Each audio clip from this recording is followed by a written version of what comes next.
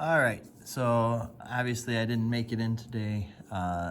We're gonna try to go through just arc length. We won't worry about surface area. It's not an AP concept, but the arc length is. So we definitely need to know how to do arc length. I want to just walk you through the idea of where it comes from, but the good news is it's gonna boil down to just one formula eventually. So the idea is this: let's take a function f of x, and let's start at one point, we'll end at another. And what we're curious about is what is the total distance that this function travels between here and here? Like, what is the total length of the function from start to finish? That's what we'll call our arc length. All right, so you think about like around a circle, you might say, what's the distance from this point to this point? Well, we've got lots of little circles going on here, right? So one thing you could do is you could say, well, let's pick a certain number of points. And so they've picked about 9 or 10 points here. And let's find the distance between each of those points. And this is not the way that's going to give us the right answer, but at least it gives us an approximation, right? So the distance formula between 2 points is the square root of x minus x squared plus y minus y squared. The difference in x, difference in y. And this is what your distance formula from old geometry, algebra days and stuff. But in terms of calculus, we have a better way of understanding this. This difference in x we're going to call dx, and this difference of y we're going to call dy. Now, at this point, dx is pretty big, and as is dy. And so the idea is we're going to try to, so if you pick 10 points, you'll get some approximation. If you want a better approximation, maybe you'll pick 20 points or 30. The more points you pick, the longer it takes, but the more accurate you get. What would be nice is if we could pick, like, say, almost an infinite number of points, right? And find the distance between all of those infinite number of points along the way. Well, we have this distance formula, which is equal to dx dy. We're going to let dx and dy get very, very small for this function, and we're going to see what the sum of all these distances are, okay? So how do we do that? Well, of course, we're going to use an integral to do it. So we're going to let this s represents our arc length, okay? So this s is in a sense, what we're trying to solve for. And we're summing up, and we could say from start to finish, a to b if we want here, the square root of dx squared plus dy squared. Now, we're going to do some funky algebra at this point. One of the things we're going to do is we're going to take dy squared, we're going to divide it by dx squared, and then we're going to multiply it by dx squared. So in other words, if you can kind of think of it right here, it's going to look like this. Okay, which is weird because that obviously cancels, keeps it dy squared. But then we're going to take that dy squared, dx squared, and we're going to pull the squared out and make it just dy dx squared. I mean, that squared would distribute, it would get you back to here. But we're going to write it like that. So that we're going to introduce that idea. Okay. The next thing we're going to do, if we have dx squared in front here, is we see we have dx squared and dx squared. We're going to pull that dx squared out of both of them. Okay, which would give us 1 plus dy dx squared left over. And then we're just going to put that dx squared at the back end, okay?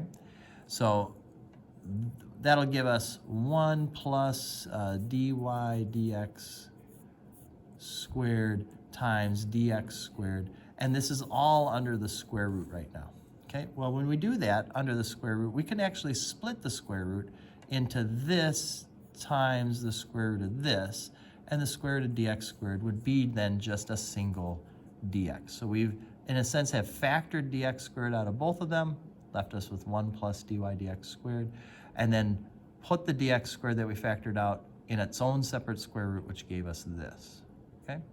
Now, dy dx for our function is f prime, right? I mean, that's, if we have a function f of x, the derivative in terms of y would be the same as the derivative f. So we're going to just write dy dx squared as f prime squared. And then this gives us our formula. So here is what we were driving at, and in a sense, this is what you need to know. All this other junk you don't really need to know, but this we absolutely have to know. And we have to memorize it because it won't be given to us when we need it. So if I want to find the distance that a function travels from a to b, I'm going to use this. I'm going to integrate from a to b the square root of 1 plus the derivative of that function squared. Okay. So how does this work? Let's say I asked you to find the arc length on a graph like this, and from 1/2 to 2. So we'll go ahead and look at it on our graph. Here is what that function looks like from 1/2 to 2. It kind of has a little curve to it. We want to find that total distance traveled. All right. So there is a way. I mean, we could try to do the derivative on our own, and we could try to work it all out that way. But the nice thing is that most of the time they just want to see if you can do this on your calculator. So we just said that this is the integral from start to finish of the square root of 1 plus dy dx squared, like that. Right? That's what we want to put on the calculator. So this is how we do that. We're going to go math 9. We're going to go 0.5 to 2. And then in here, we're going to take the square root of 1 plus. Now, before you do anything, you're going to put a parenthesis down because we want to put the derivative inside that parenthesis, and then we want to square that whole thing. So we're going to put a parenthesis down, then we're going to go math 8, the derivative of alpha trace y1. And we want the whole derivative here, not just at a value, but the entire derivative. So we're going to make that x equal x. We're going to close that up. So right now in the parenthesis is the derivative of our function. That's what f prime, and we're going to square that. All right, last thing we're going to do is make that dx out there. Hit enter. It's going to take some time, but eventually it gives us 2.063 as that arc length. So the nice thing is that I can ask you to do this kind of thing for several different functions. For example, here we have y minus 1 cubed equal x squared. That's going to look kind of funky too. We want to know what that does from 0 to 8. Well, if you were to take the cube root here, you'd get y minus 1 equals x to the 2/3. If you add 1, you get y equals x to the 2/3 plus 1. All right, so I want, and I already have that in my calculator. I'm just going to access that. We're going from 0 to 8. All right, and I think I need a little bit higher. Let's see what that looks like. So that graph has a little bit of a curve, not a ton. It doesn't look like very much between 0 and 8, but that's what that looks like. And we want to find what that distance is. Now here's the beautiful thing. The last thing we put into our calculator was the generic form of the arc length, right? It was kind of that. What we want is that same formula, just going from 0 to 8 with our new dy dx, right? So here's the beauty of that. If you're doing these problems today, when you quit out of here, you can just go up and grab what you had before. And this derivative now will, well, for me, I need to change it to y2. But if you change y1 into your new function, then you don't need to do anything there. It'll be what you want. You just need to change the limits to be the places you want to go.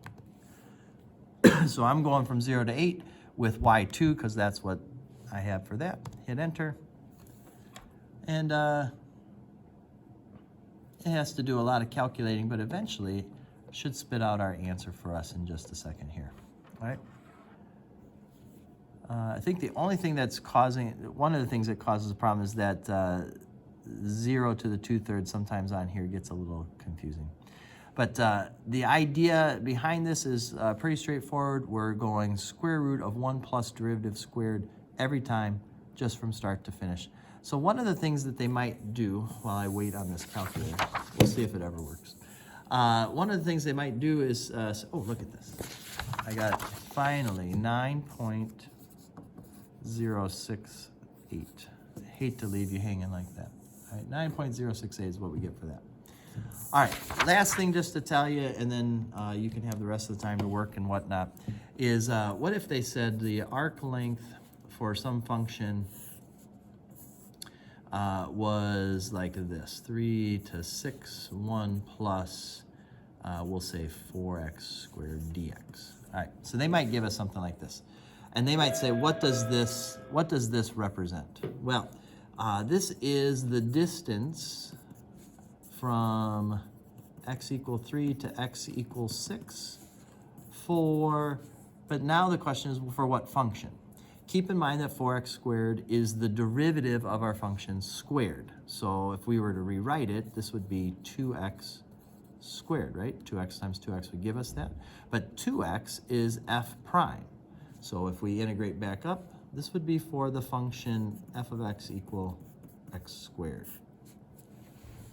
So you got to kind of think about what I'm looking at is the derivative squared. So I got to take the square root of it and then integrate back to my function. All right, that will come up from time to time, but you should be in good shape as far as today goes. All right, see you guys next week.